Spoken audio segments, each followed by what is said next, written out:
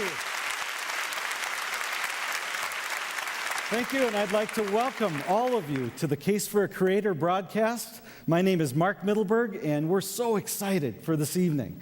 And on behalf of CCN, I just want to welcome people from all over North America. We have as many as 2,000 churches watching in Canada and all over the U.S., as well as about 2,000 fired up people here at the Irving Bible Church in Irving, Texas.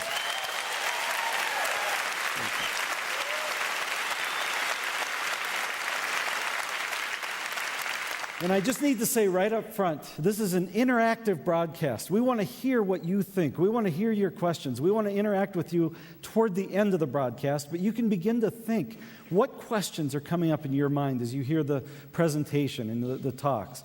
And what we want to have you do is either phone, fax, or email those questions in. And that information on how to do that is at the bottom of your outline.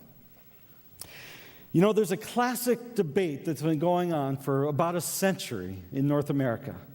And that debate is faith versus science. And the way it's usually perceived is those who hold to a religious book versus those who have real knowledge. It's those who believe in superstition and myth versus those who have empirical scientific data. And many of us have, for many years, wondered, how do we believe what we believe? How do we hang on to it if we're the ones holding on to the myth? If we're the ones clinging to little Sunday school lessons that we learned somewhere along the way? And then there's the machinery of real knowledge that we're up against. Well, that's what it feels like when we talk about the debate of faith versus science. And I just want to tell you, that's not the debate we're here to talk about tonight. Because we are not here to pit faith versus science. That's kind of the old view, to think that those two are in conflict and that they would point us different directions. We believe that there are newer, better views that support each other and point the same direction. And so what we want to do tonight is unpack some of the newer scientific discoveries and information that lead us to consider and reconsider a creator. And to help us do that tonight, we've got a guy who's well qualified because he's been on both sides of this issue. Lee Strobel is a former atheist. For many years, he would have scoffed at what we're talking about tonight. But then he got some new information, and he's going to tell you that story as he unpacks sort of what he's learned in his experience in just a moment. Now, many of us know Lee Strobel through his writing, and in fact, his book, The Case for a Creator, is the book that this broadcast tonight is based on and really built around these themes. I highly recommend this book as a next step for anyone watching this broadcast. I'm also very pleased to tell you that there's a new youth edition, a student edition of Case for a Creator. And I just can't think of anything more important for young people to be reading today than a readable version of the information in Case for a Creator. So Lee's written these books as well as a number of other case books, Case for Christ, Case for Faith, and others. Many others of us know him as a teacher. Lee has been a teaching pastor at Willow Creek Community Church in Chicago. He's been a teaching pastor at Saddleback in Southern California. He speaks for conferences all over the country. He and I are doing a conference in the Chicago area in a few weeks for anyone up that direction. But Lee is known as a teacher. But let me tell you one more thing Lee's about to become known as, and that is a TV talk show host. Because starting in 1 week, next Saturday night, October 2nd, Lee is going to host a television program dealing with the kinds of issues that we're talking about tonight. It's going to be called Faith Under Fire, and it's going to be on the PAX network Saturday nights starting October 2nd. We're going to tell you more about that after the Q&A time, let you see a little clip of it toward the end. We're also going to have Dr. Stephen Meyer, and he'll be up in a little bit. But first, I want to start with Lee, and he's going to talk to us about the Case for a Creator. Would you welcome with me Lee Strobel?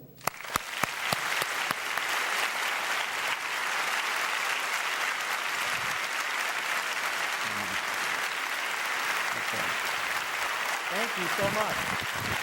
Thank you. Thank you. It is so great to be back at Irving Bible Church. We had such a great time here when we did a CCN broadcast last December. You're so warm and had a great interaction with so many people, so we appreciate that. looking forward to this evening, and the audience around North America. We're glad that you're there as well. And I'm glad to do it with Mark. Mark's been my buddy for about 16 years now. And we travel around. We do all kinds of stuff together. I got to tell you something embarrassing that happened to us, though. We were down south a few months ago, and we were at a conference, speaking at a conference, and so we decided to get something to eat. So there's a restaurant there. It's one of these places called Cracker Barrel. You ever hear of this place? Okay, I've never been there. Anyway, so we're approaching. The thing that was a little different about this restaurant is it had 2 chairs on the front porch. I guess people sit in these chairs and rock, and it's supposed to look like an old home or something. I don't know. But anyway, we're walking along in front of these chairs, and I notice there's a young woman sitting in the first chair, and she's about 16, 17, 18 years old, dark hair, dark eyes, and then there's a guy sitting next to her, and he was about the same age. So just as I walked in front of this girl, I heard her say the words, "What's a deist?" And I thought, I've prepared for this for years. I turned around and I looked her in the eye and I said, a deist is someone who believes that God created the universe, but then he walked away. A deist is someone who believes that God sort of wound up the universe like a big clock and just letting it tick down. A deist is someone who believes that God is distant and he's detached, he's disinterested. I said, but that's not what the evidence shows. I said, the evidence of science, of biochemistry and genetics, it shows God's continual involvement in history. And then if you look at Jesus Christ, who entered into human history, you have excellent historical documentation for things like his resurrection. And I'm going on and on. And she's sitting there, she's looking at me, her eyes are getting real wide, like, and finally I turned to Mark and said, Mark, can you believe this? We happened to be walking by, and she said, what's a deist? And Mark said, Lee, she said, buenos dias.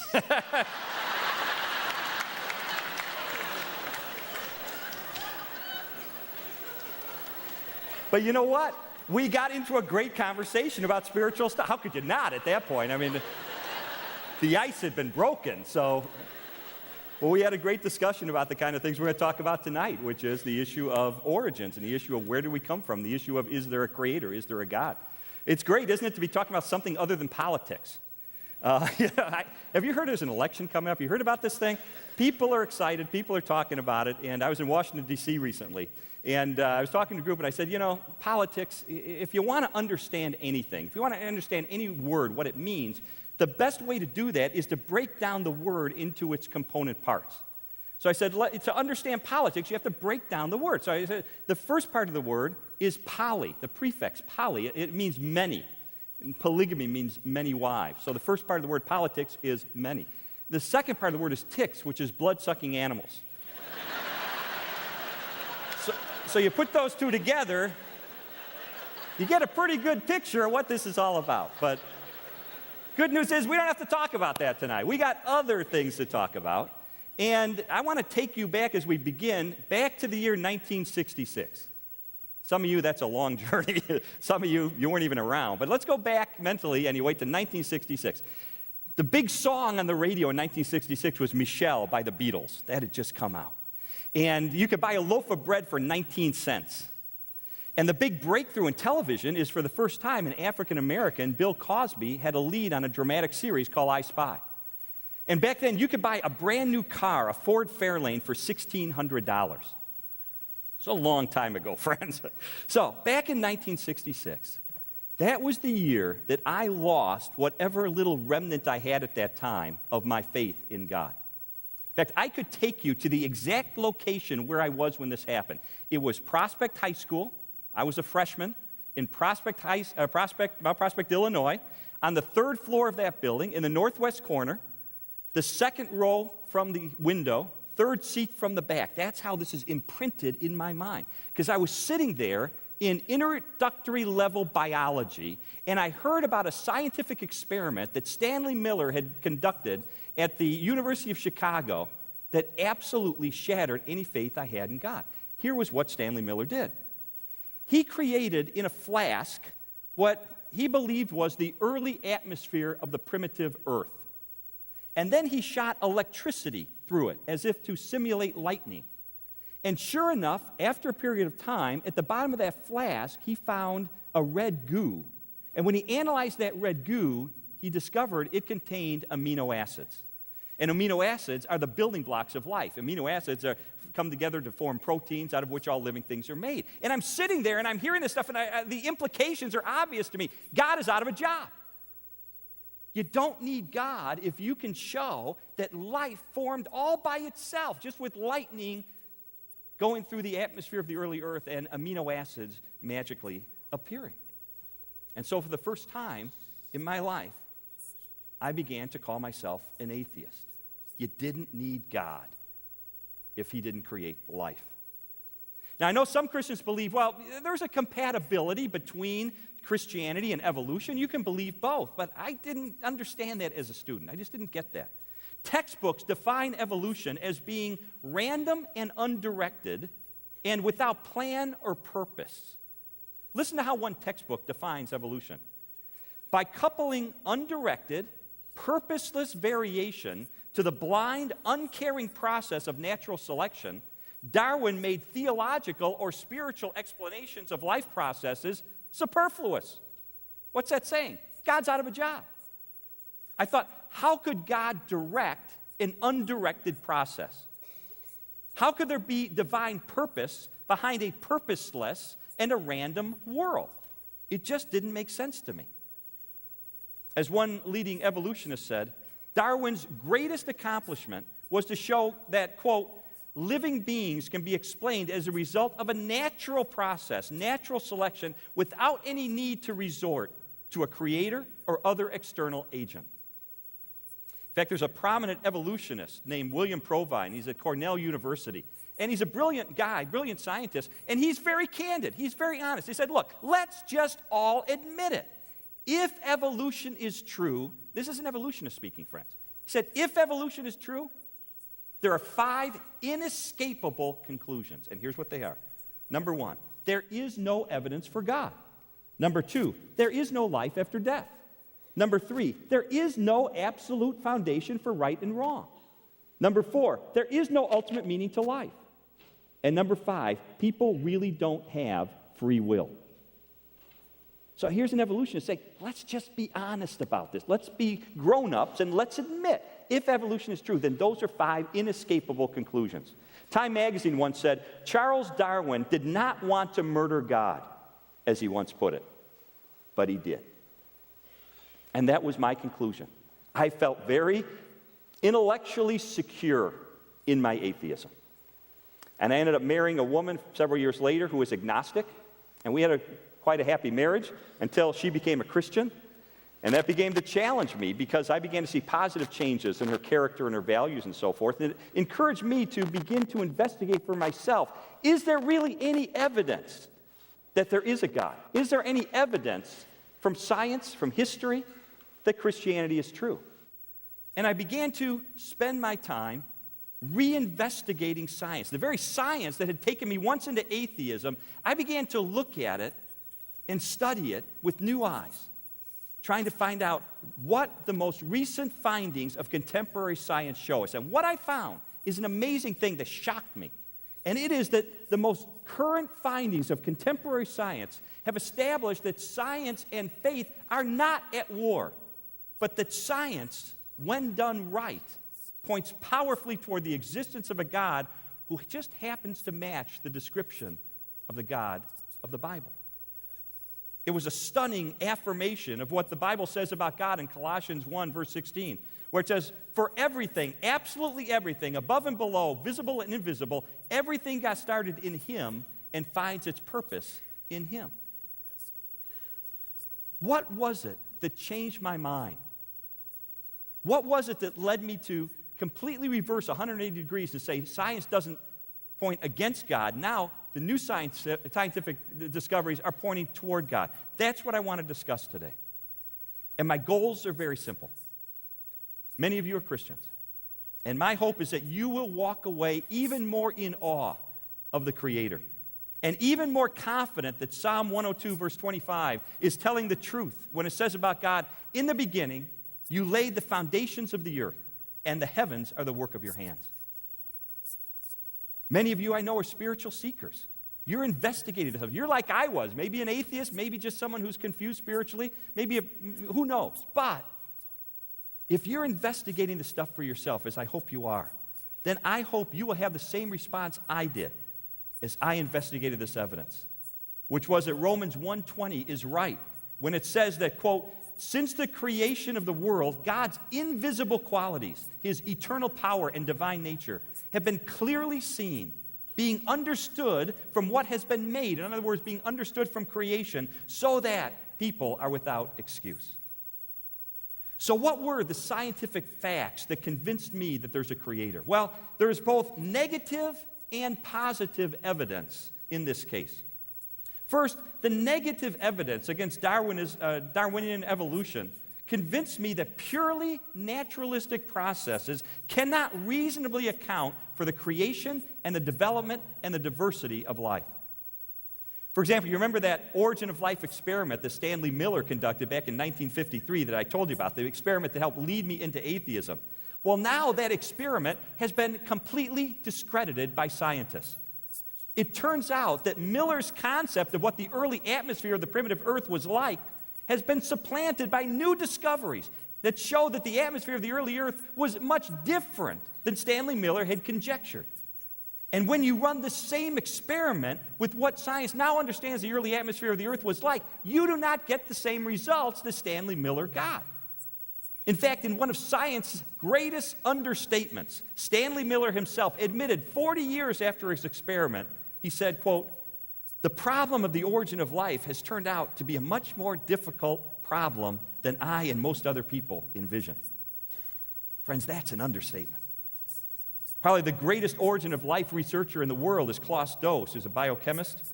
This is what he said. He was much more blunt. He said, look, at present, all discussions on principal theories and experiments in the field either end up in stalemate or in a confession of ignorance. The truth is that all naturalistic theories have utterly failed to explain how non-living chemicals could somehow have assembled themselves into the first living cell. There just aren't hurdles that need to be overcome in terms of understanding how this might have happened. There are insurmountable barriers involving origin of biological information that aren't going to be resolved by more research. What's more, the grandest claims of Darwinian evolution crumbled as I began to investigate further. For instance, there's a lack of convincing evidence to back up Darwin's claim that there's a common origin to all life. Of course, there's what we call microevolution. Microevolution just says there's a variation between different kinds of animals. And that's true. In my neighborhood back in California, we've got lots of different kinds of dogs. And that's a good example of microevolution, variation between a certain kind of animal. 200 different varieties of dogs. But in the last 150 years, science has failed to substantiate Darwin's claims of macroevolution, which is that all creatures have a common ancestor and that natural selection, acting on random variation, can explain how fish became amphibians, which became reptiles, which became birds and mammals and so forth. Instead, the fossil record indisputably shows that the majority, if not all, of the world's 40 phyla, which is the highest category in the animal kingdom, virtually sprang forth with unique new body plans, fully formed, and without transitionary fossils preceding them.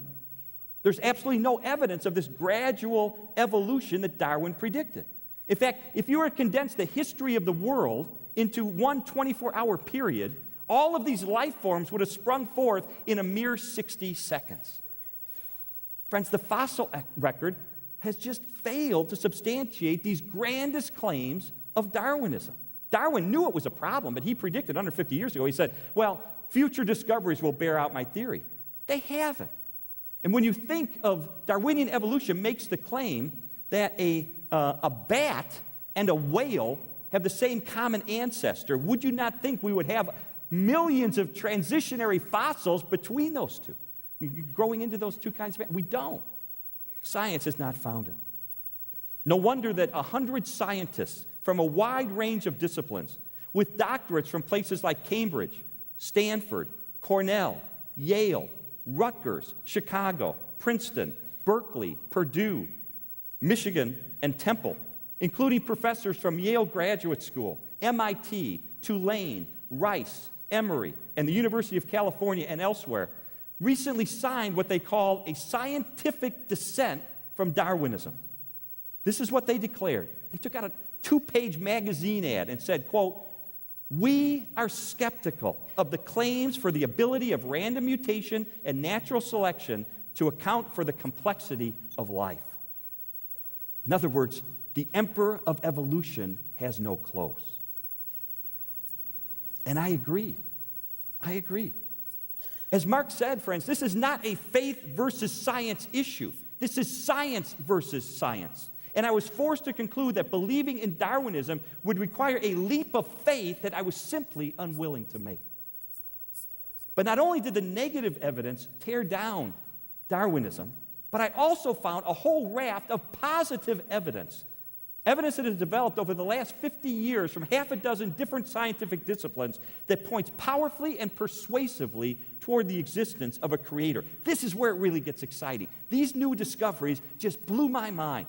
I talk about them in my book. There's much more detail, but I want to go through many of them in the next few minutes to give you a flavor of what science over the last 50 years has discovered. First category of evidence I want to talk about is cosmology. Cosmology, big word, all it really means is the study of the origin of the universe. Where did the universe come from? Now, for centuries, scientists were absolutely convinced that the universe is eternal. It always existed. It was always here. But thanks to dramatic new evidence that has been uncovered in just the last few decades, virtually all scientists are now convinced the universe had a sudden beginning in a giant explosion of light. This has led to one of the most powerful arguments for the existence of a creator. Follow this argument. Number one, first, whatever begins to exist has a cause. Right? Isn't that true? Whatever begins to exist has a cause. Absolutely. Can you think of anything that has begun to exist that does not have a cause behind it? Even David Hume, probably the most famous skeptic of all time, said, quote, "I never asserted so absurd a proposition as that anything might arise without a cause." Everything that begins to exist has a cause. That's the first premise. Secondly, the universe began to exist. As Stephen Hawking said not long ago, virtually every scientist now concedes that the universe and time itself had a beginning at some point in the finite past. So if whatever begins to exist has a cause, and if virtually every scientist now says the universe began to exist, the conclusion is obvious. The universe has a cause.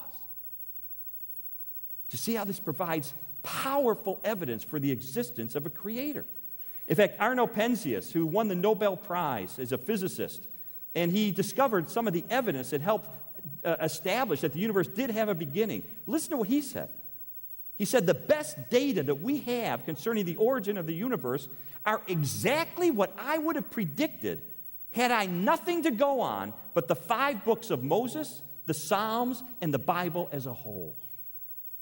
What an admission from a Nobel Prize-winning physicist. Just give me the Bible, and just reading that, I would have predicted exactly what the scientific evidence now shows us. The universe had a beginning, and you know what? Whatever begins to exist must have a cause. Now think about that. Cosmologists now know that the universe began in an explosion that included a shower of photons. What are photons? They're light. They're light. As the Bible says in Genesis 1, verse 3, quote, "God said, 'Let there be light,' and there was light." When I interviewed an expert on cosmology for my book, The Case for Christ, or the Case for a Creator, he said something fascinating to me. I just want to quote him. He said, "What's really important to understand, Lee, is how reversed the situation is from, say, 100 years ago. It is now the atheist who has to maintain, by faith, despite all of the evidence to the contrary, that the universe did not have a beginning a finite time ago, but is in some inexplicable way eternal after all. Now," he said, "it is the Christian who can stand confidently within biblical truth, knowing it's in line with mainstream astrophysics and cosmology." He said to me, "Lee, it's the atheist who feels very uncomfortable and marginalized today." So cosmology goes a long way toward establishing scientifically that there is a creator. But before we move on, a lot of people say, okay, well, if that's true, what about God? Who created God then? And the answer is, nobody did. So you have to think about the argument. The argument is not whatever exists has a cause. The argument is whatever begins to exist has a cause. And God, by definition, is eternal. He never began to exist. He always has existed. In fact, before he created the universe, time itself didn't exist. There was just timelessness. But scientists are virtually unanimous in saying that the universe, based on the scientific evidence, did begin to exist, unlike God, and therefore it needs a cause to explain it, and that cause is the Creator.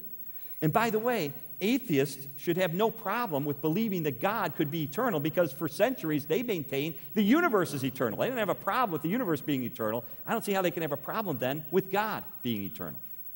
So, cosmology is a powerful category of evidence to establish that there is a creator. Second category of evidence comes from the world of physics. This is mind-blowing stuff. One of the most striking discoveries of modern science has been that the laws and the constants of physics, the numbers that govern the universe, unexpectedly conspire in an extraordinary way to make the universe habitable for life. In other words, the universe is finely tuned on a razor's edge in a way that defies mere chance, and which points powerfully and is best explained by the existence of a creator. Let me give you just a few examples. I want to start with my favorite one, which is the force of gravity. The force of gravity is finely tuned to an incomprehensible degree so that life can exist. If you imagine the universe and imagine these giant dials, like the old Flash Gordon show. Remember those movies? I'm dating myself, but they were great back in the 60s. But you got these, imagine the cosmos has these huge dials. And what I'm saying is, say there's about 30 of these dials or more, they are just absolutely precisely calibrated so that life can exist in an incomprehensible way that can't be explained by mere chance. And so imagine one of these dials is the dial that controls the force of gravity. And what physicists have determined is the force of gravity could have been set over a wide range of possibilities. It didn't have to be where it is. Could have been at anything. In fact, they have calculated that the force of gravity, if you imagine a ruler that's stretched across the entire known universe and is broken down in 1-inch increments. So you got this ruler stretching billions of light years across the universe. That represents what scientists plausibly believe could have been the range at which gravity could have been set, anywhere along that range. But it happens to be set at just the right place so that life can exist in the universe. Now, what would happen if you took this ruler going all the way across the universe and you saw where gravity was set and you moved it by 1 inch compared to the width of the universe? What would happen? Catastrophic consequences. Intelligent life would be impossible in the universe. If you adjusted the force of gravity by 1 inch compared to the width of the entire known universe. That is how finely tuned it is. Is that an accident? Did that just happen by coincidence? Well, that's just one example, as I said, of maybe as many as 30 or more ways in which these dials are set. Let me just give you another one. It's called the cosmological constant. That's a big word, but what it means is it's the energy density of space. And all you really need to know about the cosmological constant is it's got to be exactly right or the universe falls apart. If the cosmological constant were a positive number and a large number, the universe would fly apart. Planets could never have coalesced. We'd have no sun. We'd have no stars. If the cosmological constant were a negative number and large, the universe would have just collapsed upon itself. So the cosmological constant has to be exactly right in order for the universe to exist and for life to exist. How precisely does it have to be calibrated? Scientists have now determined that the cosmological constant is finely tuned to 1 part in 100 million billion billion billion billion billion. That's how precise it is. Now, how do you understand that number? Picture going on into outer space, and you look back at the Earth, and the Earth's about this big. You're way up in space in a space shuttle or something. The Earth's about that big. How finely tuned is the cosmological constant? The precision is so amazing. It would be as if you took a dart from outer space and you threw it at the Earth, and it hit the Earth, and it hit a bullseye 1/trillionth of a trillionth of an inch in diameter. That is how finely tuned the cosmological constant is. Is that a coincidence? It's mind-boggling. Now, if you just add together the fine-tuning of gravity and the cosmological constant, the two that I've talked about, the fine-tuning would be to a precision of 1 part in 100 million trillion. In other words, this fine-tuning would be the equivalent of one atom. It takes 1 million atoms lined up to equal the width of a human hair. One atom compared to the entire known universe. That would be how the fine-tuning is if you just look at those two things, gravity and the cosmological constant. But as I said, there are dozens of other examples of the way in which these dials have been precisely set so that life can exist. For instance, the strong nuclear force. This is the force that binds the nuclei of atoms together. If you were to decrease the strong nuclear force by just 1 part in 10,000 billion, all we would have in the universe is hydrogen. No intelligent life would be possible. If you just changed it, 1 part in 10,000 billion. Or consider this. Unless the number of electrons is equivalent to the number of protons to an accuracy of just 1 part in a trillion, then galaxies and stars and planets could never have formed. It's unbelievable. I'll give you, just to illustrate that, one last example of the equivalency between electrons and protons. It would be, how finely tuned is that? That would be like taking a dime and stacking up dimes 236,000 miles to the moon. And then it would be like doing that in another pile and another pile, so that you have all of North America with dimes piled all the way up to the moon. And you choose one dime at random, and you spray paint it red, and you mix it up in all those dimes. And you have blindfold a person, and he reaches in, and he can pull out only one dime. It would have to be the red dime. In other words, his chances of pulling out the red dime would be 1 chance in a trillion. Again, that's just one of the parameters. You put all of these together, and it makes a mind-blowing argument for the existence of a creator who set the parameters exactly right so that life could exist. He created a habitat for the people that he eventually created. Vera Kistiakowsky, who's a professor emeritus at MIT, physics, an expert in physics, former president of the Association of Women in Science, put it this way: the exquisite order displayed by our scientific understanding of the physical world calls for the divine. It just calls for the divine. Now, how do atheists avoid this? I mean, you look at that and you go, is that not unbelievable evidence for the existence? Well, they say, wait a minute. What if there was another explanation? What if there were actually an infinite number of invisible universes that we can't see? And by chance, the dials, all these dials, they're spun at random. And because there's an infinite number of universes, we happen to be in the lucky universe. We happen to be in the one that had the dials, by chance, hit the exact right calibration so that life might be possible. And that's the only way I've seen that atheists have been trying to argue against this evidence. Because if you look at it as face, it is almost conclusive that God exists. The problem with that argument is there's absolutely no evidence of an infinite number of other universes. Besides, as one physicist told me, I interviewed him for my books, named Robin Collins, interviewed for the Case for a Creator. He said, you know what, even if the atheists are right and there is an infinite number of other universes, it would provide only further evidence for a creator. And I scratched my head and said, how's that possible? He said, I'll use my bread-making machine as an example. He had one of these old bread-making machines.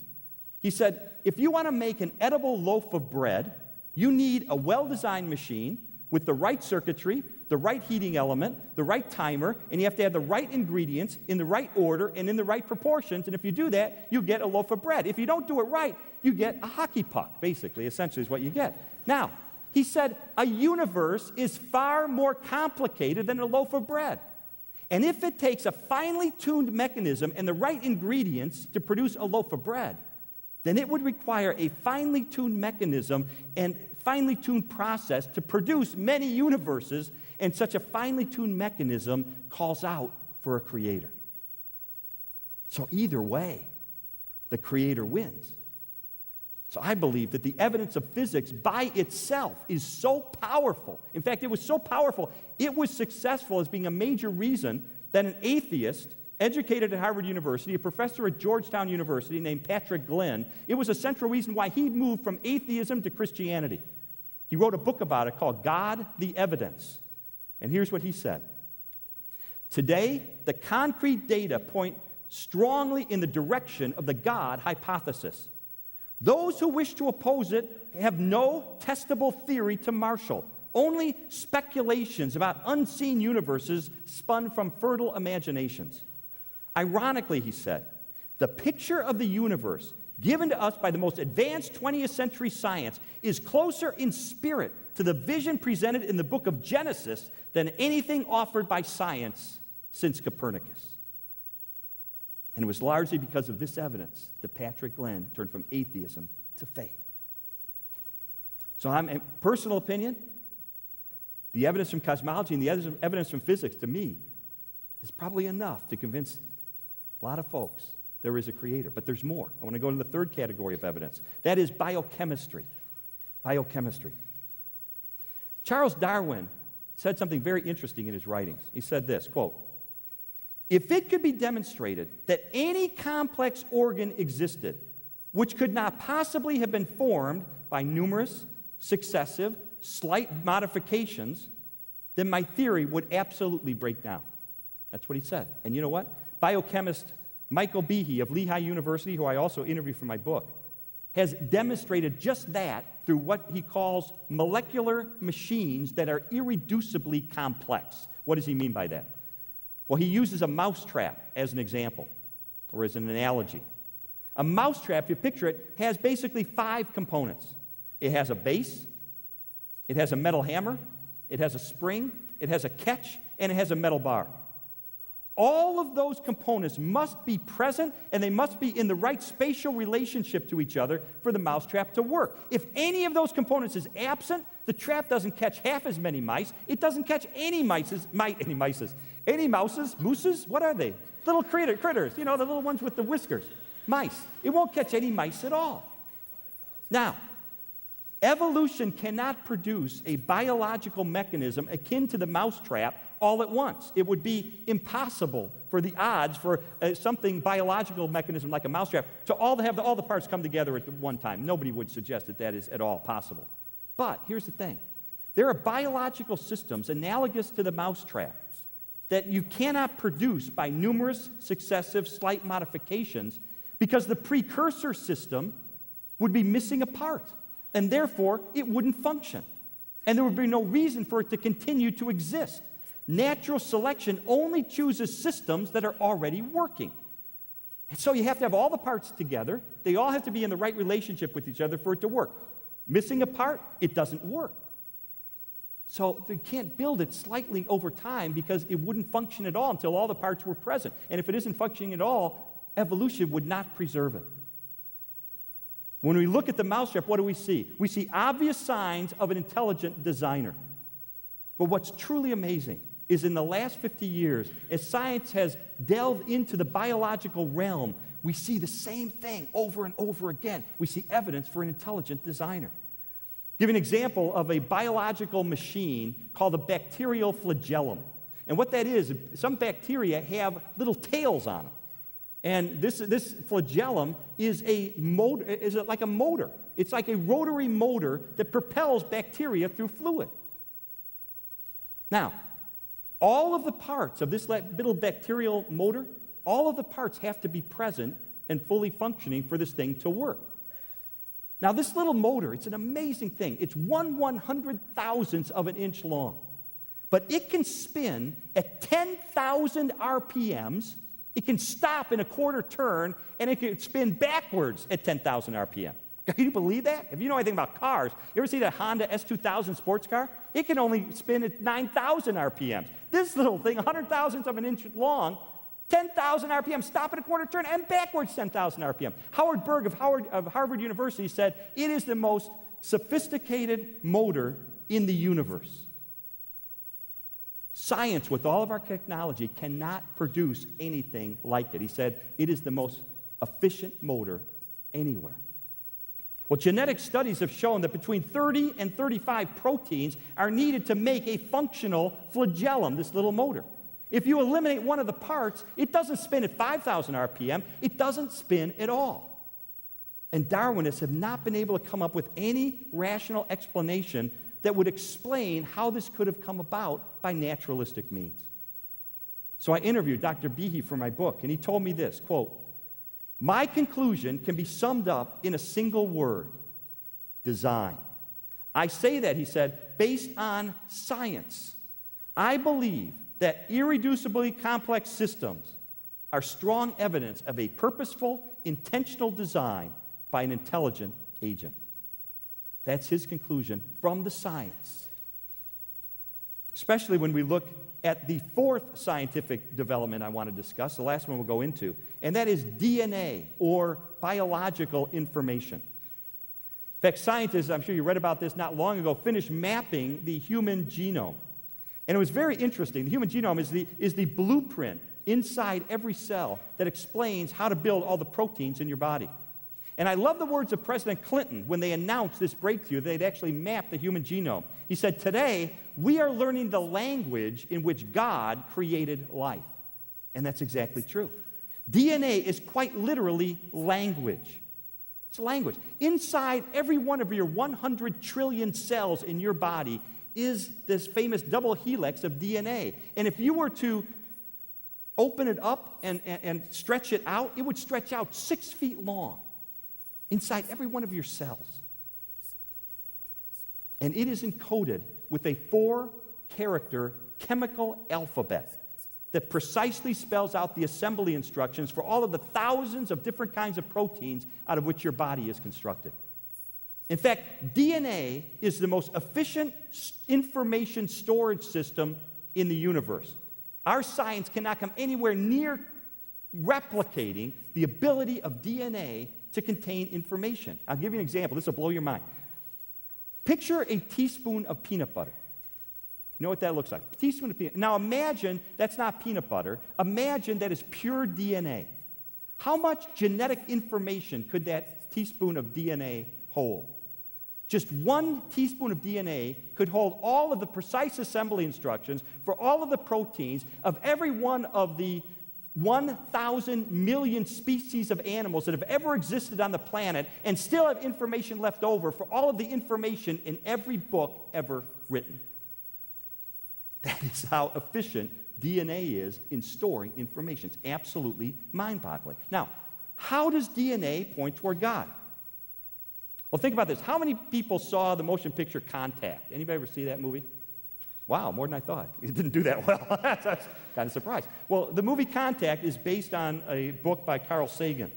And in this movie and in the book, scientists are trying to find out, is there intelligent life anywhere on the planet? And so they have these radio telescopes that are scanning the sky for any kind of sign of life. But all they receive is static, just random sounds.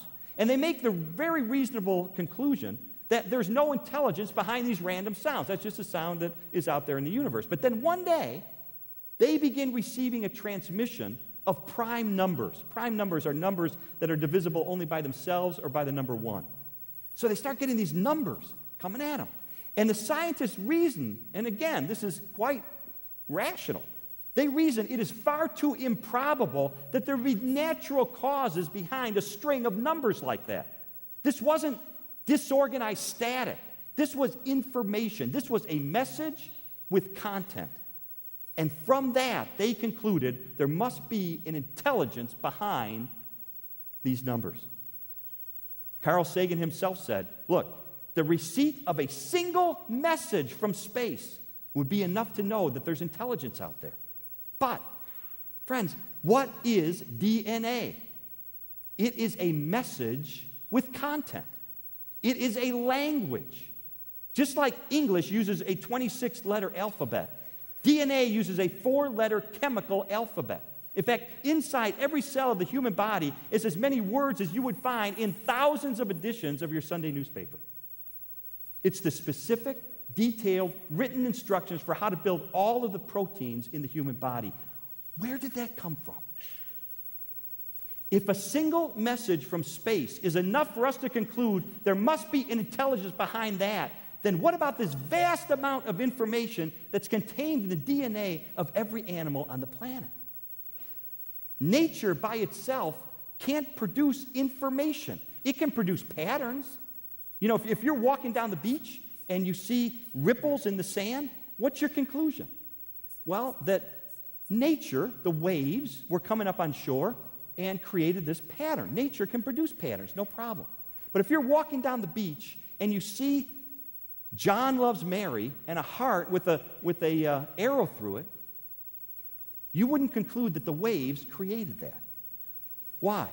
Because that's information with content. Nature doesn't do that. Nature produces patterns. It doesn't produce information with content. And whenever we see written information like that, whether it's in a book, whether it's in a newspaper, whether it's in a computer code, we know there is intelligence behind it. And when we look at DNA and we see these written instructions for the assembly of proteins in our bodies, I believe we are looking at some of the most powerful evidence that there must be an intelligence behind life. As King David wrote in Psalm 139, "For you, God, created my inmost being.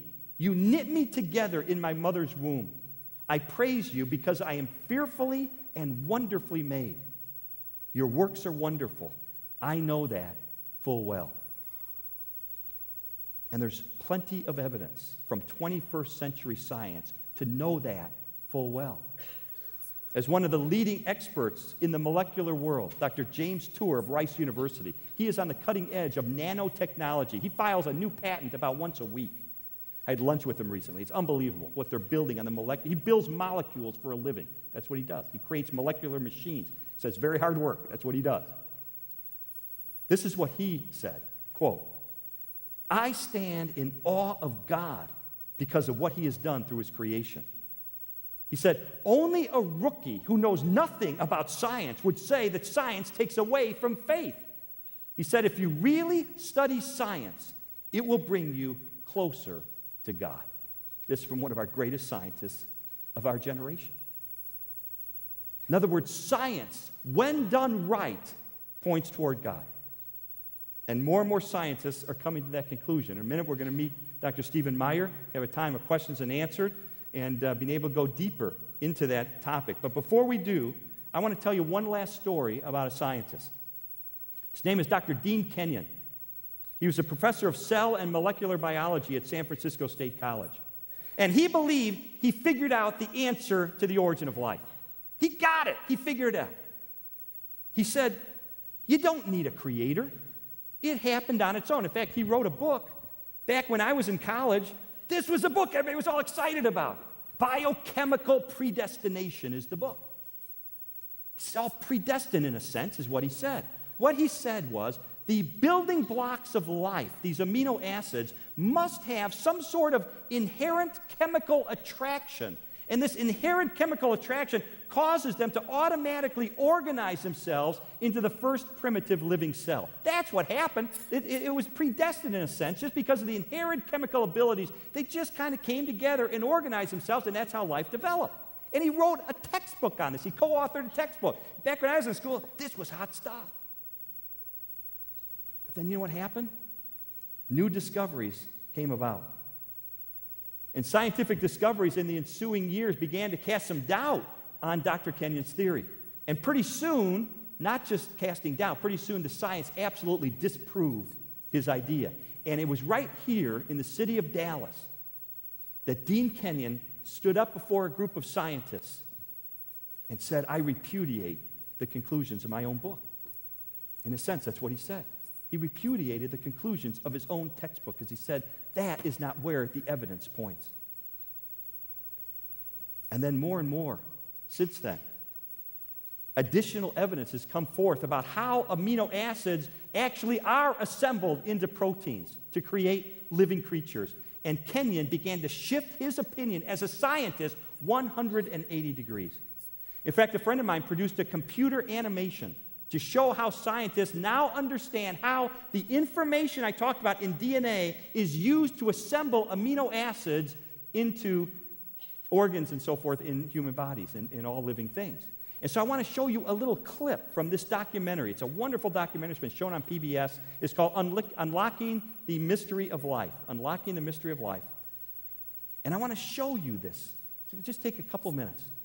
But what you're going to see is how cells use information from DNA to build amino acids into proteins from which our bodies are constructed. And as you watch this computer animation, I want you to ask yourself this question. Does this process that we're seeing on this animation, does it make sense that this process is the product of mere chance? Or does it point powerfully in the direction of an intelligent designer? And I'll leave you to answer that question. Then after you see this clip, on the video, you're going to hear Dr. Dean Kenyon, and he's going to tell you what, based on the science, he now believes about where life came from. So let's roll that clip.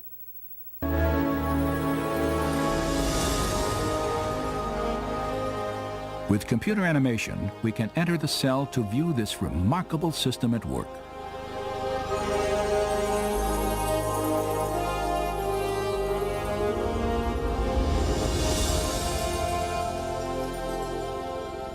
After entering the heart of the cell, we see the tightly wound strands of DNA, storehouses for the instructions necessary to build every protein in an organism.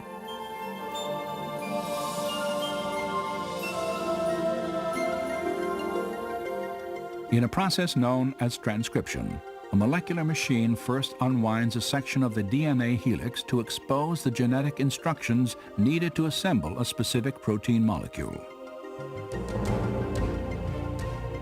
Another machine then copies these instructions to form a molecule known as messenger RNA.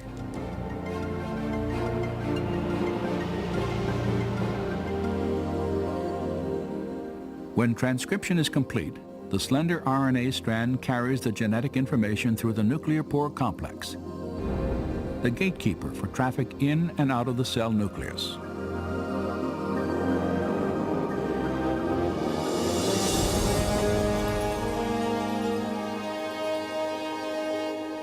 The messenger RNA strand is directed to a two-part molecular factory called a ribosome. After attaching itself securely, the process of translation begins.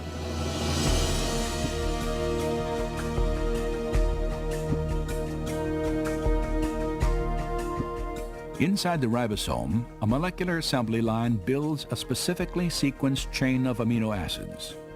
These amino acids are transported from other parts of the cell and then linked into chains often hundreds of units long. Their sequential arrangement determines the type of protein manufactured.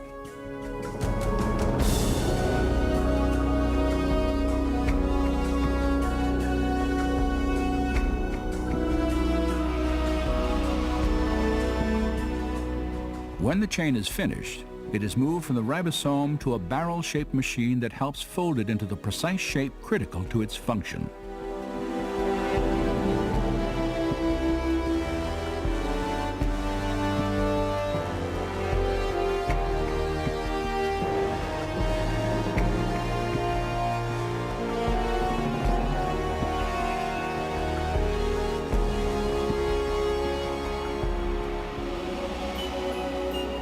After the chain is folded into a protein, it is then released and shepherded by another molecular machine to the exact location where it is needed.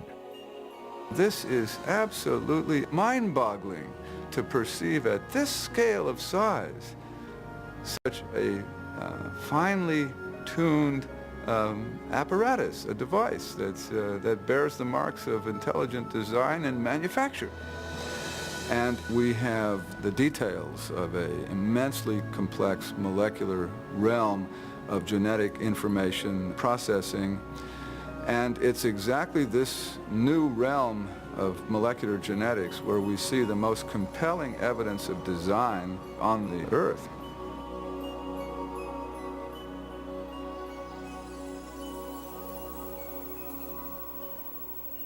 I think Dr. Kenyon's right. I think it is evidence, powerful evidence from genetics, and when you add it together with cosmology and physics and biochemistry and all these things we've talked about today, I came to the conclusion as an atheist that the evidence points powerfully and persuasively toward the existence of a creator of the universe. And if you're a Christian, I hope you are encouraged by that. I hope you really feel inside of you something that says, the heavens really do declare the glory of the Lord.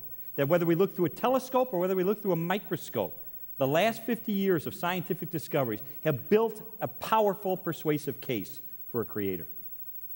You ought to hold your head up high, because more than any other time in the history of the world, science supports what you believe about God. But if you're a seeker, if you're checking it out, if you have curiosity, I hope I've at least piqued your curiosity. I hope you'll at least do what I did and do your own investigation. Check this out yourself. Come to your own conclusion about where you think the evidence of science points. I have great confidence that if you do that with objectivity and you do it with a sense of truly wanting to discover the truth about the universe, I have no fears of you embarking on an investigation. In fact, we want to help you to do that. I finished the little presentation I'm going to do. We're going to invite Mark Mittelberg back on. He's going to introduce our special guest. And then we're going to take your questions that you might have, maybe a sticking point that's slowing you down in your spiritual journey from a scientific perspective. We'll see if we can help. So let's bring Mark out.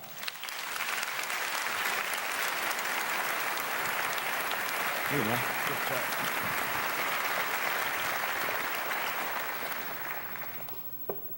Well, we're going to get to Q&A in just a minute, and I just encourage you, if you have questions, especially we would love to get questions from those of you kind of looking in that are saying, I don't know if I buy this whole thing. I don't know if I believe in a creator yet. And we'd love to get those questions. You can phone, fax, or email those in, and we're going to get to them in just a minute. But before we get to the actual Q&A time, I want to tell you a little bit about our other speaker who's going to come, and I'm going to interview him. We're going to hear a little bit about his story, and then he'll join Lee and me as we answer questions. And this man, you've heard his name mentioned several times tonight, is Dr. Stephen Meyer. Stephen Meyer is the director and senior fellow for the Center for Science and Culture at the Discovery Institute in Seattle. He earned undergraduate degrees in physics and geology. Later then, he worked as a geophysicist at the Atlantic Richfield Company. And then after that, he earned a PhD in history and philosophy of science at Cambridge University. Dr. Meyer has written numerous books, articles, papers, and so forth. And his newest book, I have right here, just came out, called Darwinism, Design, and Public Education. And from the weight of it, it's a very solid book with lots of good information. Beyond that, Lee, I know you are evidently quite impressed with Dr. Meyer because he's one of the few people, or maybe the only, that you've ever interviewed for more than one chapter in one of your case books. Yeah, I was so impressed by his sweep of knowledge, the depth of his knowledge, that when I interviewed him initially for the Case for a Creator, and this one interview, he is so lays out the evidence so powerfully. And I came back to him to talk about genetics and biological information, which is one of his real areas of expertise as well. Okay, so two of the chapters in the Case for the Creator book interviewed Dr. Meyer. So that's a little bit of background about Stephen Meyer. Would you welcome him as he comes and joins us now? Dr. Meyer.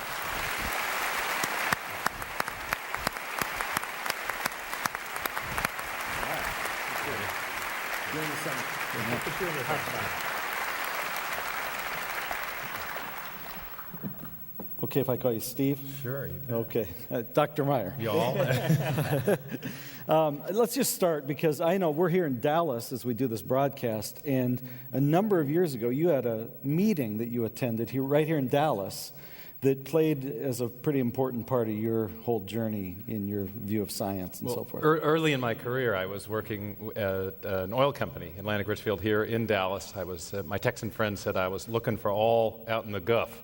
And Oil? oil. Oh, you spell oil. Yeah, A-H-L, I learned. Okay. Yeah. And anyway, I was really a practical scientist with a technological bent, and some friends invited me to a conference that was being held at the Dallas Hilton that was called Christianity in the University, an international conference of atheists and theists. And what they were doing, these atheists and theists... these folks were all there, I'm sure. Yeah. They were debating the origin of the universe, the cosmological question that Lee talked about, Okay. the origin of life, and what's called the mind-body problem. Is a human being just a collection of neurons snapping away? Is our brain function explained solely by chemistry, or is there something like a mind or a soul that is also part of human nature? So the great big questions. And what impressed me in this conference, and it ended up changing my life's direction in some way, was that the theistic side of these arguments seemed to have the initiative, and that people, very prominent scientists, were changing their positions as a result of the evidence that was coming out in these different fields. Well, one of the greatest cosmologists of history, Dr. Alan Sandage, who the New York Times called the grandfather of cosmology, didn't he come out of that conference and announce that he's become a believer in God? Well, that was one of the things that really blew me away in the conference. This was a guy who verified the linear expansion of the universe, one of the key evidences that the universe has a beginning, as you were talking about. He was a student of Edwin Hubble, I recall. And at the conference, he explained how this evidence for the beginning of the universe shook his materialistic worldview, and it led him on an intellectual journey that eventually resulted in his embracing belief in God. And as the conference began, or as this section on cosmology began, the moderator was inviting him to take his place with the materialist side, and he shook his head very vigorously, and suddenly people were aware there's a story here. You know, this longtime materialist atheist scientist had come to belief in God, and he explained in his talk, and this was what affected me so much as a young scientist, how the evidence had moved him towards this position and how it had made him uncomfortable, that he felt that he had that he prided himself on his objectivity as a scientist, but that this evidence created a question that he didn't want to have to face and answer, and eventually came to a different position. And Stephen, that was not the first, or that was the first, but that wasn't the last surprise of this conference, right? Well, that was in the cosmology section. The second part was on the question of the origin of life, the very first life that Lee has been discussing so ably in his talk. And one of the speakers there was Dean Kenyon, another scientist who had formerly held a staunchly evolutionary materialist perspective, the idea that matter alone arranging itself could result in living systems.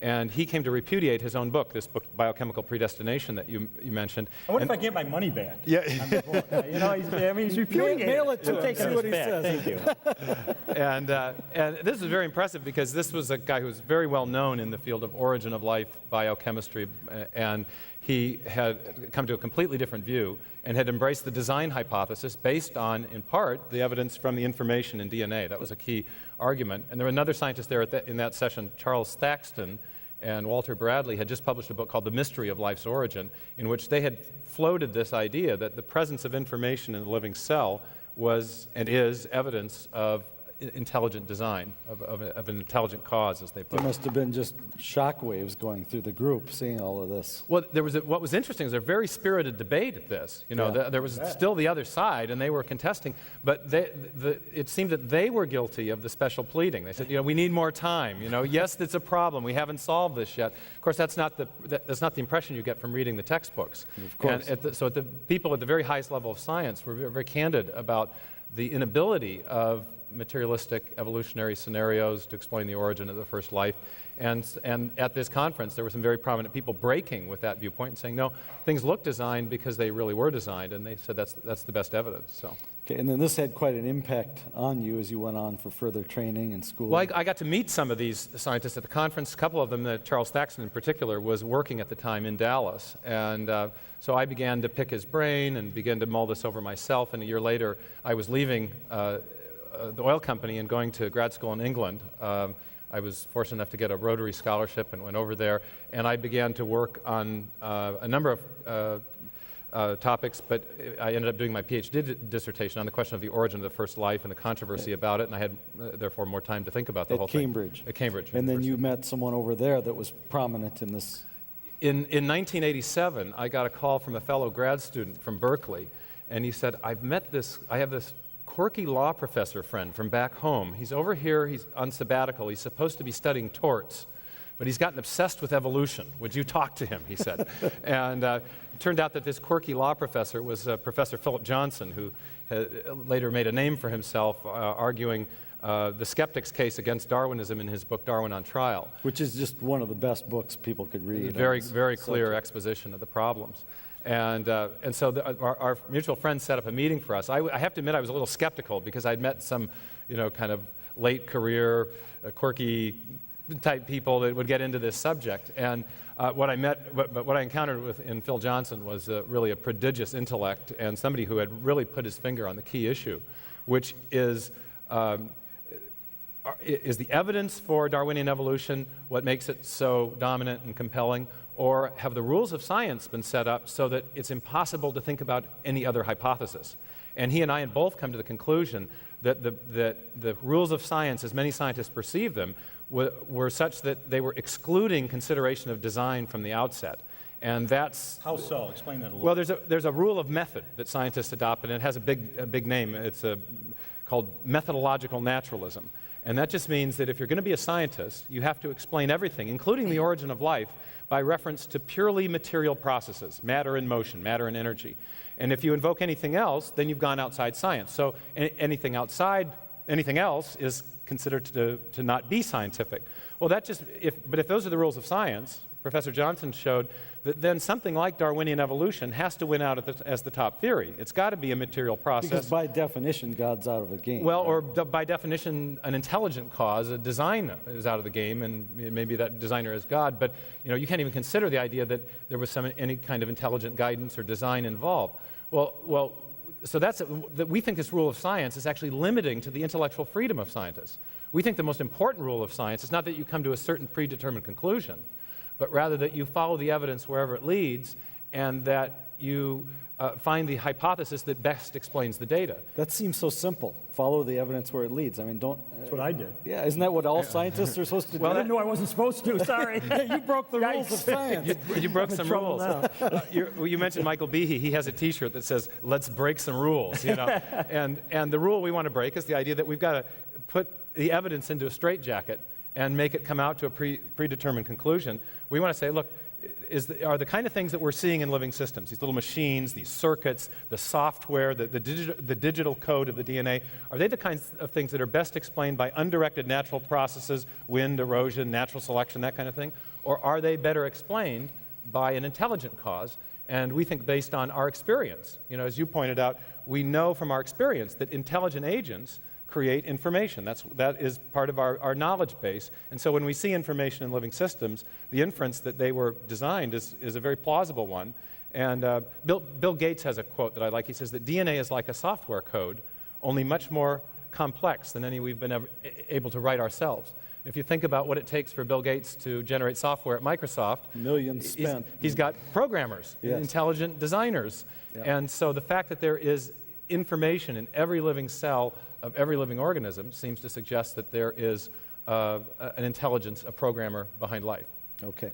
Now let's just roll the tapes ahead. So you met Philip Johnson, you met some other like-minded colleagues, and that led to the forming of an organization. Well, it was really after I finished grad school. I went back on a research project in 1992 with a brilliant young mathematician, William Dembski, another a philosopher of science named Paul Nelson. We met some scientists in Cambridge who were biologists, geneticists, various specialties, and we started having little seminars over the summer to discuss these ideas. The question was, could the design hypothesis be framed in a properly scientific way?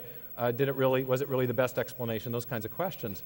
And at one meeting late in the summer, we were in a library in Cambridge, and there were 4 or 5 of us there that had newly minted PhDs from the kind of schools that are, prestigious. And I finally said, we're not supposed to exist. We're thinking things that people that went to schools like we went to aren't supposed to be thinking, Yeah. And then, somebody said, well, how many more people are there like us? And one of the guys, Paul Nelson, got up and wrote a bunch of names on the board, and we realized, in the words of Carl Sagan, we were not alone, And we thought, we've been becoming aware of these evidences that Lee was talking about in these different fields, but we also then became aware that there was a lot of young talent that was ready to make the case for this point of view. So it was time to organize. It was time to find a way to empower these scientists to write the books and articles that would enable us to challenge the 19th century materialistic thinking, we call it, the Darwinism and other similar theories, to challenge it on the scientific grounds itself. Okay, and then that led to the formation of a center, our Discovery Institute Center for Science and Culture. Okay, and that's in Seattle? That's in Seattle. Okay. Yeah. And you've got a video that gives us We have a little promo that you agreed to let us show. Yeah. Well, they all want to see it, though, right? Yeah, you want to see it? Yeah, they want to see Yeah, they want to see it. All right. Let's take a look and just take a quick look and see what this center's all about.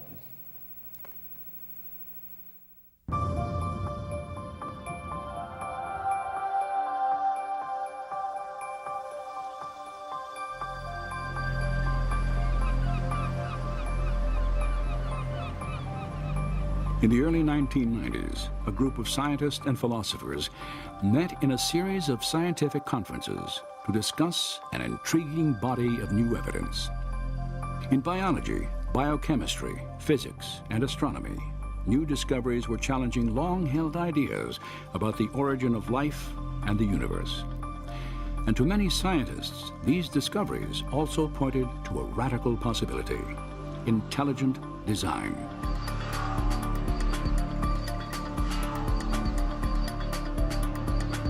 In 1996, Discovery Institute's Center for Science and Culture was formed to empower these scientists to make their case.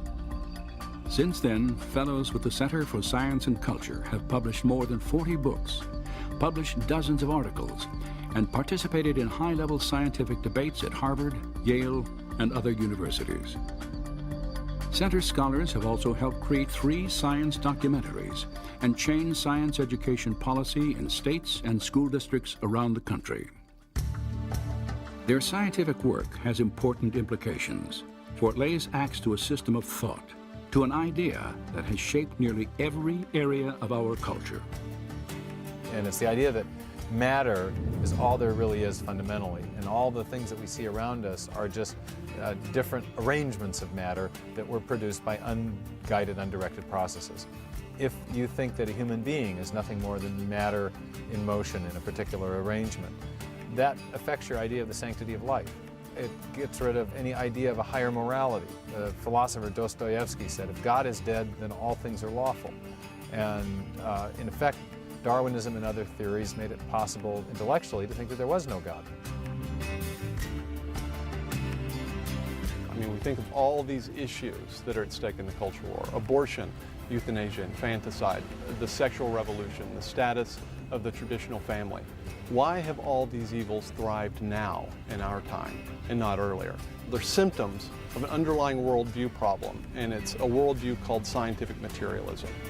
But in the 21st century, nature is reasserting itself. The book of nature is speaking, I truly believe, more clearly and more loudly now than it ever has in history. If you want to get involved with the scientists and scholars who are challenging the worldview that has dominated our culture, contact Discovery Institute's Center for Science and Culture at www.discovery.org/CSC or at the phone number on your screen.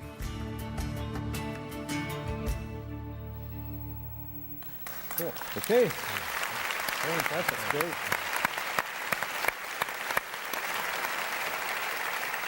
And we're going to talk at the end of today's broadcast about some local chapters and some ways that folks can get involved in what you're doing there. So We have a new grassroots society that will be a great place for people to plug in if they're interested in these issues that we've been talking about. Okay, so we'll mention a little bit more about that at the very end. What I want to do now is just dive right in. We're getting some questions coming in from many of you, and I'm just going to read the question where it's listed. I'm going to say who it's from and where, and then let you guys fire away here. This is from a guy named... What if we disagree? That would just make it more exciting. That would be good television, wouldn't it? This is from a guy named Ralph at Liberty Community Church in Wallingford, Kentucky. No, excuse me, Connecticut. I was just Big difference. I was there on Tuesday. You were Seriously, not. yes, I was. I spoke at a conference there. Yeah, anyway, go ahead. Okay. Could this be a coincidence? It's a natural selection. I don't know. All right, the question is, how can I respond to someone who says that life could or would just adjust and adapt to any changes in order to survive? Well, I mean, I'll start with that, but evolution is not just change over time. Yes, organisms do adapt and things do change over time. If that were all evolution was, there would be no controversy. We know that that's true, but it makes much grander claims than that. I think that's right. It's very important to define the word evolution because it can mean lots of different things. The simplest meaning is that things change over time, or that there are modest changes. You see these in the famous finches of the Galapagos Islands, that kind of thing. But there are two more significant meanings. One is the idea that all living organisms have evolved or changed from a single common ancestor, so that the picture of the history of life is like a giant branching tree that connects at the bottom, and that every organism has morphed from something more simple. That's called the theory of universal common descent, or sometimes, as you put it, macroevolution. And the third, and I think most controversial meaning element associated with the term evolution is the idea that natural selection acting on random mutations or similar mechanisms have produced all that change and all the new form and structure that we see in the history of life. And that's, I think, the most controversial part. That part of evolutionary theory is used to support the Darwinian claim that things look designed, but they're not really designed. So many biologists will say, look, we all agree that things appear as though they were designed, but we think an undirected natural process, namely natural selection, is responsible for that appearance of design. And that's one of the reasons that people working on the design question call our theory the theory of intelligent design, because we're contrasting our view to that of the Darwinists. We think things look designed because they really were designed, and that there are signs or hallmarks of designs in living systems, like these circuits and machines and digital code that point to the reality of an intelligent design, not just an illusory design or an apparent design, as the Darwinists talk about. So the question that your viewer poses is a good one. I think it's not worth contesting the idea that organisms adapt within limits to environmental changes. The question is whether the macroscopic, big kinds of changes can occur by that process, and many of us are very, very skeptical of that. And that's what most people think of when they say evolution, is that macro exactly, process. Yes. Exactly. Okay.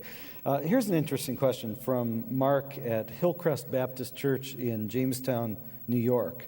He said, if certain scientific evidence can damage a person's faith, isn't it also true that faith supported by science is vulnerable to science?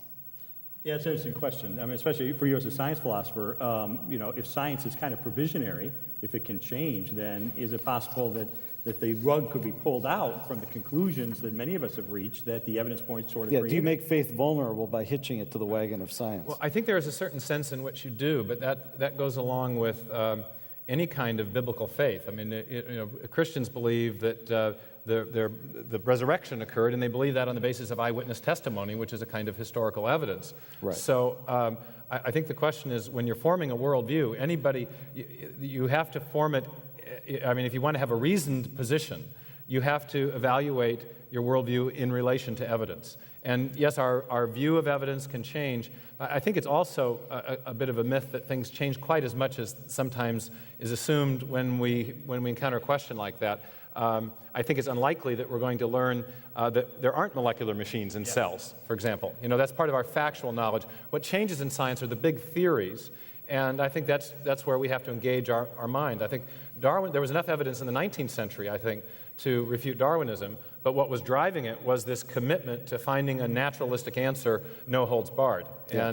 And so that was a matter of applying some critical thinking. So when I asked Michael Behe about this question on these molecular systems that he's discovered or talks about, irreducibly complex systems, he said, look, if you took a flashlight, if you're in a dark garage and you opened a car hood and you shined the flashlight and you saw part of an engine, you're only seeing part of it, but if you turn on the light, you see it's even more complex. And he said, the more we delve into the cellular world, we don't find less complexity, right. We find more complexity. And so the conclusions that he's reached are not challenged by increased evidence that we find, but they are bolstered by the fact that the further we dig into the cellular world, the more evidence we do find in favor of design. Yeah, the only alternative is blinding ourselves to evidence altogether. Right. So, but the questioner has a good point. It's important not to base everything on the latest, greatest single piece of data.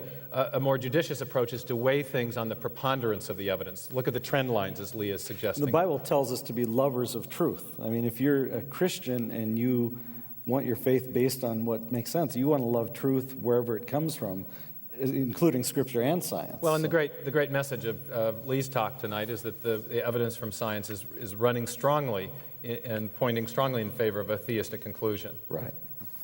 Okay, good. Let me give one here that's from Westwood Church in Prince George, Alberta? No, BC. I'm going to mess up my Canadian provinces. It's not good. Canada, okay.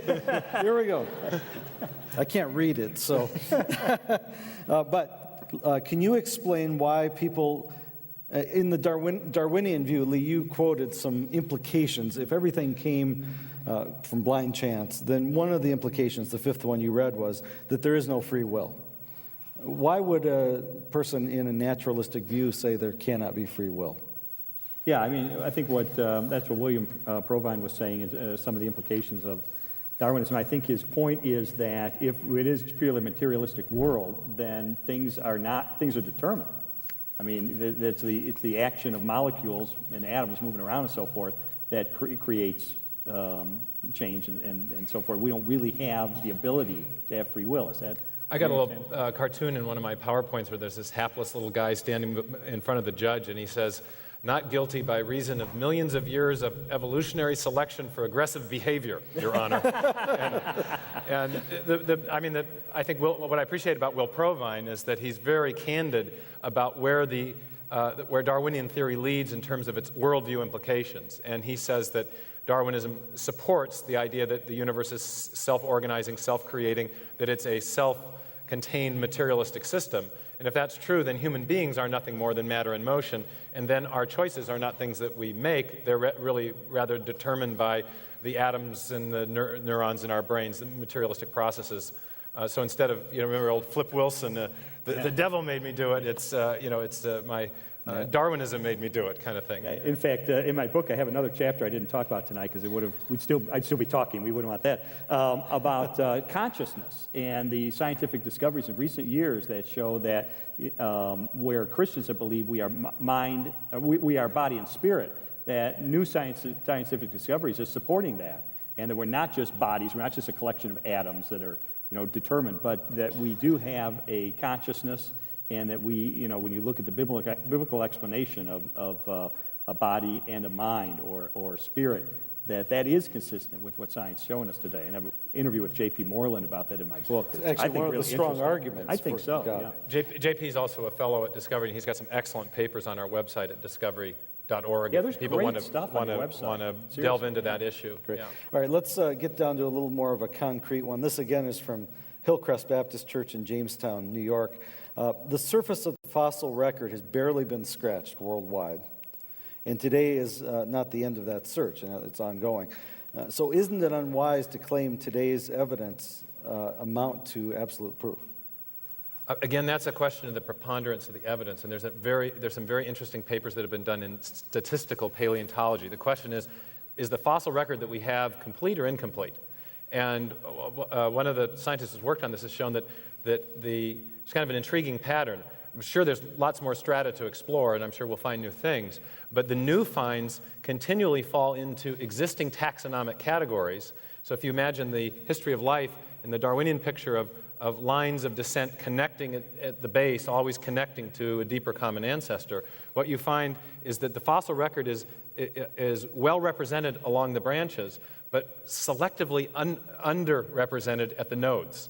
And it's a curious sampling problem. Why are all the fossils falling into the existing categories and never into the transitional categories? So these different species just appear, is that right? Well, if it's the argument is, well, the reason that things appear to just appear is that we haven't found the transitional intermediates. But as we find more and more fossils, they tend to fall into these existing taxonomic categories or wholly new forms of life, and never are the gaps bridged. So one illustration is what you could imagine having a barrel of marbles, and you reach in, and if you only pull out 3 or 4 or 5 or 6, and you always get the primary colors, you could infer, you might say, well, there's other colors in there. But if you sample long enough and get thousands and thousands and thousands, and they're always red, blue, and yellow, then are those the primary colors? I can't remember. They keep changing these things. It's irrelevant. Yeah. Anyway, if you find always the same 3 colors, then after a while, if you sample long enough, you're going to conclude there aren't the intermediates, the mix. Yeah. The After a while, it's shades just a leap of faith. Yeah, exactly. Well, there should be millions of intermediates. Exactly. I mean, if a bat and a whale had a common ancestor, my goodness, where is the evidence of divergence there? I mean, and the most dramatic example of that is what's called the Cambrian explosion, which is the sudden appearance of the major body plans. And these things is different. You have echinoderms, things like starfish. You have arthropods, like those cool trilobites that fascinated me when I was a kid. You have all these different forms of life, very different from each other. And the strata beneath have revealed nothing in the way of the kinds of intermediate and connecting forms that you need to find. Okay. Here's one from a Church of God. I guess it doesn't say where it is. It says, Lee, if scientists have to agree on much of the evidence, quoting you said they have to agree, evidently, on much of the evidence you have portrayed, then why don't many scientists draw the same conclusions? Yeah, I mean, my point is, when I wrote my book, I tried to build it on scientific evidence that secular scientists, all scientists would agree on. When I talk about the origin of the universe, that it had a beginning, there's no real dispute about that. When I look at things like the physics and the fine-tuning of the universe, there's no real dispute about that stuff. There are explanations, they try to get around it, but I don't think those hold water. So the question is, why isn't everybody convinced? And, my answer to that is, I think we enter into things with motivations. That's, I think, part of it. That if people, as Stephen said, limit their investigation only to naturalistic processes, then they're not going to... They will never come to the idea that things were designed. Exactly. It's logically impossible. Yeah. It's like they got blinders on. And Linus Pauling, the two-time Nobel Prize winner, said science ought to be about the search for truth, wherever it leads. And you know what? It led me, Mark, to a very uncomfortable conclusion. I was an atheist. To become a believer in God meant a complete shift in my worldview. So it's not something you were looking for or hoping for? Not something I was looking for or hoping for, and not something you take lightly. And the truth is also, a lot of scientists, very interesting, I interviewed a bunch of scientists for my book, and it's fascinating how some scientists, many of them, in my opinion, are real knowledgeable about kind of a narrow thing. And you may meet a person who's a scientist in a certain area who is oblivious to the findings of cosmology and astronomy and biochemistry, but he's real knowledgeable about something else. But they're not aware of the sweep of evidence over the last 50 years, pretty recent stuff, that points in the direction of a creator. I think that's a factor as well. I agree, and I think that the importance of the methodological commitment to not considering design can't be overestimated. Rule it out the actually, outset. most scientists are doing nuts and bolts, bench science, laboratory science. They're not dealing with these big origins questions. Yeah. Those that are have adopted this rule that prevent them from seeing or crediting the evidence that we've been talking about. And I think that's, in the research community, the intelligent design research community, we have both scientists and philosophers, and a lot of what the philosophers are doing is challenging that rule of method and saying, look, the job of the scientists, open it up. It's like they're saying, my mind's made up, now bring on the evidence. Exactly. And this was what was so impressive to me when I heard Dr. Sandage from Caltech at that conference back in 1985. Cosmologist. He was so, visibly uncomfortable with the evidence and what it was, in a sense, forcing him to consider. And he said that. He was very candid and honest. And he said, what do I as a materialistically minded scientist now do? He says, this is not a position I wanted to find myself in. And in fact, I quote him in my book as saying, I can't remember the exact quote, but the gist of it was, it's very uncomfortable for a scientist to come out and say, I'm open to, or I now believe that there's an intelligent designer. I mean, there was a lot of pressure against him, and he talks about that candidly. Okay, here's a challenge for you guys from Ben at Westwood Church in St. Cloud, Minnesota. He says the fundamental flaw with the design argument that you presented earlier is that it presupposes a designer. How can you argue that it is more logical to say God than just say I don't know when the question why arises from the so-called evidence that you presented? it definitely doesn't presuppose a designer. The argument is based on the evidence and based on what we know from our own experience about what it takes to produce, for example, irreducibly complex machines or information-rich digital codes. We know from our experience that when we find those kinds of systems, invariably an intelligent agent played a role in the origin of those systems. And so when we find those systems in life, based on our knowledge base, our knowledge of cause and effect relationships, we can infer design as the best explanation. It turns out that this is a standard mode. We're using the standard mode of reasoning that's used in all the historical sciences, where our present knowledge of cause and effect relationships guides our inferences about what happened in the past. So we start with the evidence, we apply standard reasoning, and we infer to design. Design is the conclusion, not the assumption And as of you the, just illustrated, of it's the argument. conclusion that many of you never wanted to get Yeah, to. I mean, I didn't start with that conclusion. I began looking, where does the evidence point? Does it point in a direction? And as I looked at it, it's like, Mark, you like to draw this thing, arrows, and if the evidence is pointing in a direction, then it's logical and rational to take a step of faith in the same direction the evidence is pointing and come to that conclusion, as opposed to swimming upstream against the evidence and taking a step in the other direction. There's a really memorable passage in Michael Denton's book, Evolution, A Theory in Crisis, which was written in 1986, but still a classic. He was talking about the molecular labyrinth, he called it, all this intricate nanotechnology in the cell. And he said this evidence makes possible the resuscitation of the classical argument from design. He said, it may have religious implications, but it does not depend on religious premises. It depends on the evidence. So. And he's not really coming from a religious standpoint. Either. No, he isn't. Yeah. Okay, here is one from Mike Tatum in First Baptist Church in Miami, Florida. I'm glad to hear they're Yeah, really. at the Good broadcast, news. not blowing away. Florida's alive and well. in a That's hurricane. good. He says, how do you address the theological evolutionists who want to argue that God uses the evolutionary process in intelligent design? He probably means the theistic evolutionists is the way they're usually referred to, but it's a good question nevertheless. Well, I So think that God uses Darwin's method, in other words. Well, I think that requires some sorting out of definitions again. If you mean by evolution that things change over time, you can be a theistic evolutionist and still hold to a meaningful understanding of design or creation. I like to tell my students, I think stars have changed over time, the galaxies, so I like to tell my students that I'm a stellar evolutionist. But the question is, my opponents don't agree with that, but anyway. So the question, though, is can a purely undirected process, which is what natural selection is by definition, can that be directed in a way that creates new living forms? That's not so much a problem of being inconsistent with theology, that's a problem of being inconsistent logically. God can't direct an undirected process. So it's really important when people say, I'm a theistic evolutionist, to say, well, what do you mean by evolution? Which form of evolution are you talking about? Evolution number 1, change over time. Number 2, universal common descent. Or number 3, the idea that all of life is the product of an undirected process. I don't think you can be a theistic evolutionist of the number 3 variety, but there are people who think evolution number 1 and number 2 are realities, and they think God is doing something active that makes them, supportive of a kind of design. So that's, they're not necessarily against what Lee was arguing. Although I don't know why you'd want to put your eggs in the evolution basket when the evidence is not pointing in that direction in the first place. Yeah. But I agree with them. And of course, many theologians would argue biblically against that understanding as well. Here's an example, or a question from Baytown Second Baptist in Baytown, Texas, right here in Texas. Can you give an example where science and history meet? And I think the question is where those two have clashed. Where they've clashed? Yeah. In other words, if people try to divide, I think what he's getting at here is probably that some people try to keep the realms separate.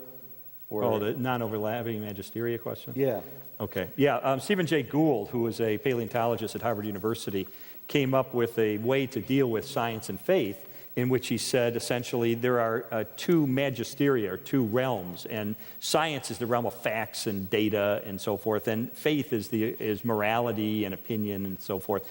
And so they deal with different questions, so what's the big deal? Let's just deal with, keep them in their own areas, right? The problem with that is, as you eloquently point out, I should have you answering this question, eloquently point out in the interview I did for you, with you in my book, that Christianity is a religion, a faith, that is based on claims of data, historical data. It says that certain things happened, that Pontius Pilate had a certain position at a certain place at a certain time. Jesus entered into human history. There's certain claims made. Resurrection. Things that actually happened in history. It's not just a belief and opinion and morality. It is based on a foundation of facts, based on history and so. And on science, because it talks about the creation of the universe. It says the universe came into being, as science now says. So, I don't think that's a valid way of looking at the issue, as I know many people try to do, is just separate the two. You can't, because Christianity, for instance, or as one example, does deal with questions that enter into the realm of evidence. Yeah, and there's two conflicting ideas about this. One is that science and faith occupy separate realms. The other is that factual matters do bear on the question of which worldview is likely to be true. And I think the focus of your talk was to show that there are scientific discoveries that are pointing in the direction of theistic belief that give support for theistic belief. And so that's an exciting new development that a number of us are considering. Okay, we have time for just a few more questions. Here's one from Dennis Siebert in Minnesota. He says, I appreciate all the evidence for a creator, but there still seems debate between believers whether that is creation in 6 days or longer periods. Where does the evidence take us in this quest? And if we have solid evidence for a creator, what keeps us from seeing him as a 6-day creator? That's one of the big questions that we encounter a lot as we talk to people who are coming from a Christian perspective. I think one of the things that we've done in the design movement is try to certainly allow that question to be discussed, but to refocus our attention a lot. I mean, when we talk about Darwinism, we're talking about a system of thought that denies that there's any evidence of design at all, any evidence of a creator. And while that has kind of ruled the roost in academia, Christians have been spending a lot of time arguing among themselves about how long ago the design took place, or how long ago or how long the days of Genesis were, that kind of thing. So we think those are interesting and exciting questions. There are people in the intelligent design movement that are on both sides of that issue. There we have people who think that the Earth is very young, people that think it's old, people that think the Earth is old, but that modern man is very young. So there's a lot of different positions on that. But we're agreed that in the central claim that there's evidence for design, and that the Darwinists have been getting off easy as we've been arguing with each other instead of contending with them. The big I think that's the big question. Yeah. And it's not to say that these other questions aren't important. And there's a lot of different good books on all those different, representing those different perspectives. But I think we've spent too much time focused on what is a secondary or a tertiary question, rather than the central question of design or no design.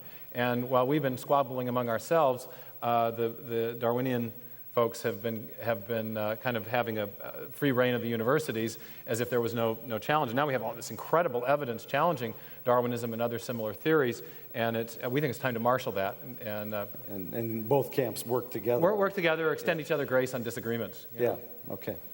That sounds good to me. And that really leads to this yeah, I agree.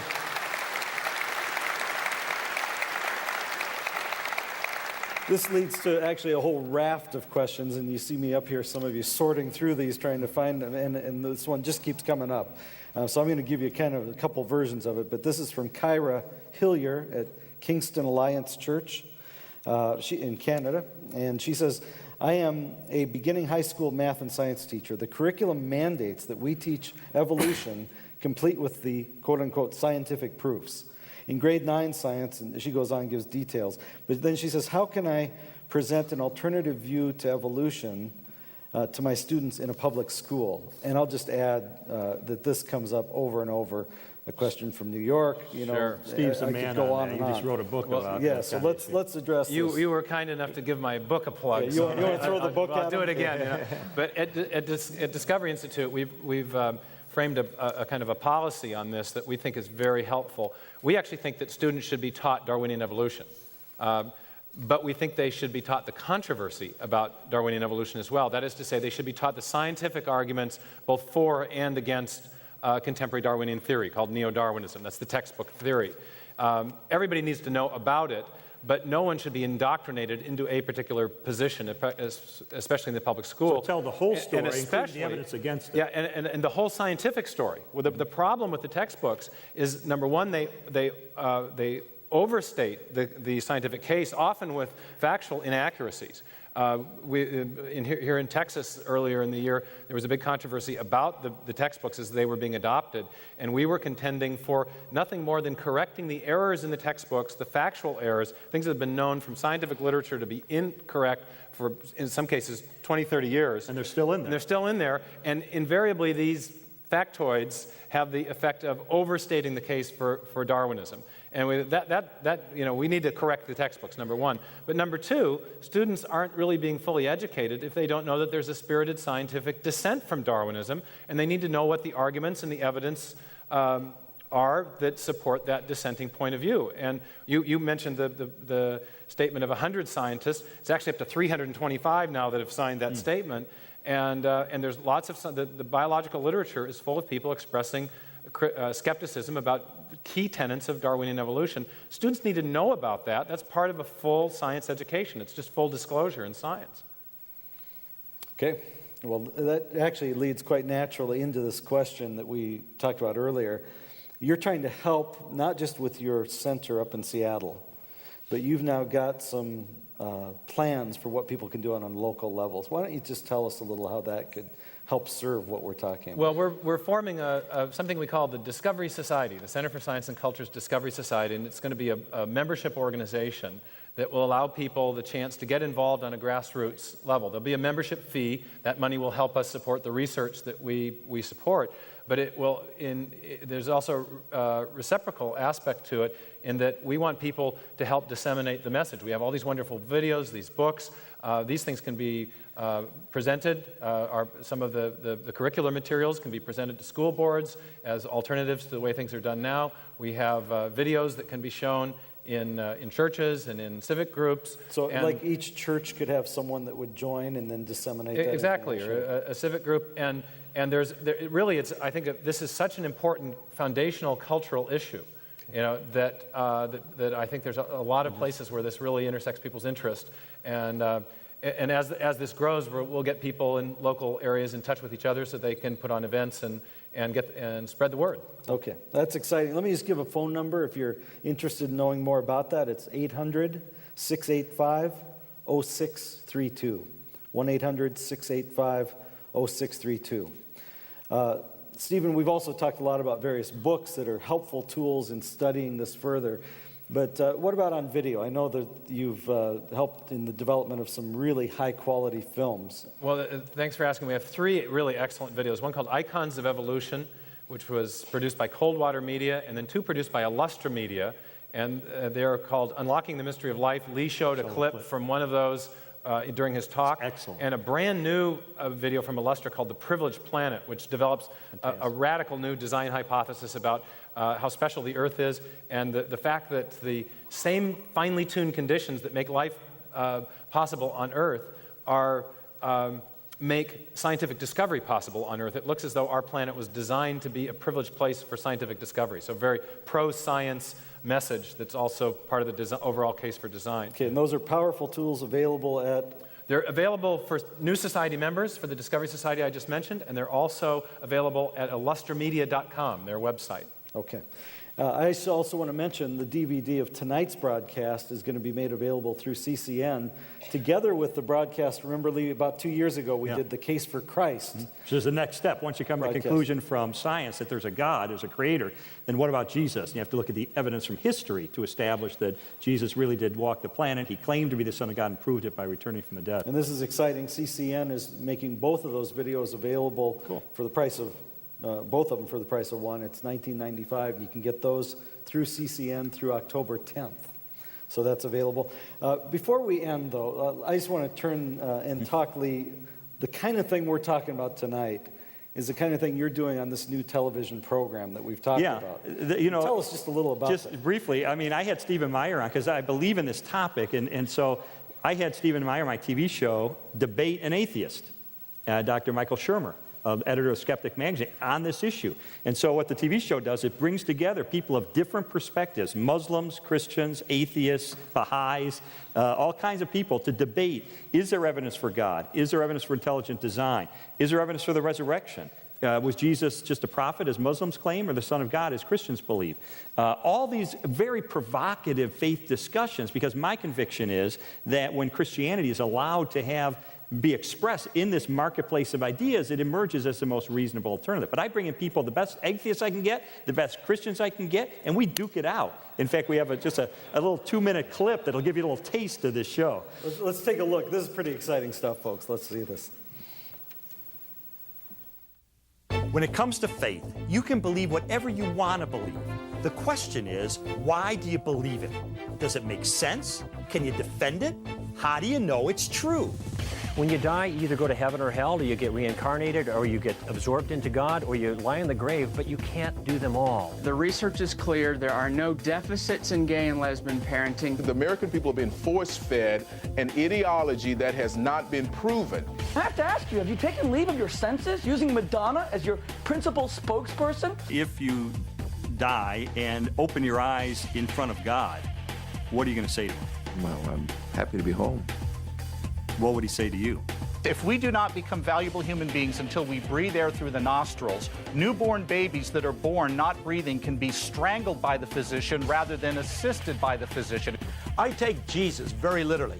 When he said, love your enemies, he probably meant don't kill them. The major reason why many of our people resort to strapping bombs to themselves is because they don't own M1 tanks. They don't own one-ton bombs. Most people would say, oh, heaven depends on how good you are. If you're a good enough person, sort of God grades on a curve, then you're going to get into heaven. The problem is God doesn't grade on a curve. God has one standard, and that is perfection. You've honestly answered that you can't explain consciousness. A believer in God can. Then how can you say that God created intelligence and consciousness and then also created people who are incapable of holding a conversation? I've got a mandate to keep my people faithful to the one God of Abraham, Isaac, and Jacob. And Jews for Jesus, well, their mandate is to rob our people of their faith. We're going to summarily, willy-nilly, capriciously suppress that religious liberty because we don't want someone's feelings to get hurt. Oh, please. Now, listen, the biggest bigots in this country were the Southern Democrats. They were the ones that said we give blacks civil rights, they'll marry your white daughter. It is wrong to kill human life for its body parts, whether it's a prisoner on death row or whether it's a human embryo in a petri dish. Jesus claimed to be the Messiah and the apocalyptic or divine Son of Man. Claiming to be the Messiah, Mike, is not the same claim as claiming to be God. People are genuinely afraid in the liberal community, if there is such a thing, of some kind of Christian power grab. The response to this situation cannot be, sorry guys, God wrote our book and you're going to hell for your actions. Now's the time to put it to the test.